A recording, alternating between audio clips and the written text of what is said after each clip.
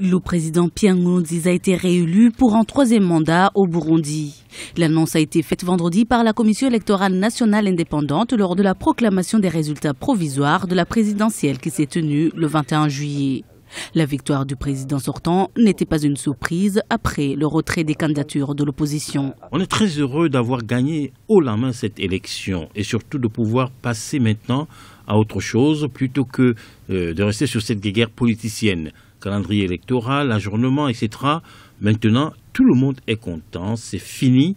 On peut penser à autre chose. On va penser à la prestation de serment, la formation du gouvernement et aussi à d'autres projets socio-économiques du pays. L'opposition ne reconnaît pas les résultats de ces élections controversées. L'ancien président de la République, Sylvestre Ntibantunganya, souhaite un retour rapide à la table des négociations.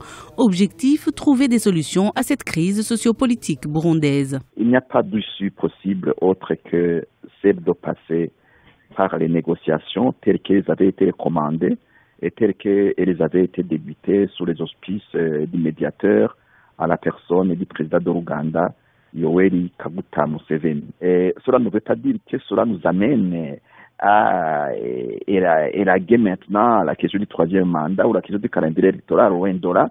Ce sont des questions qui restent posées parce qu'on ne les a jamais abordées. Et j'attends effectivement qu'il y ait les négociations pour que ces questions soient abordées. D'après les résultats provisoires de la CENI, le taux de participation à la présidentielle du 21 juillet est de 73,44%.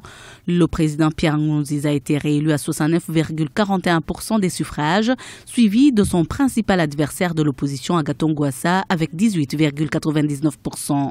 Ce dernier avait boycotté cette élection, même s'il n'avait pas retiré officiellement sa candidature. Ces résultats provisoires doivent être confirmés par la Cour constitutionnelle.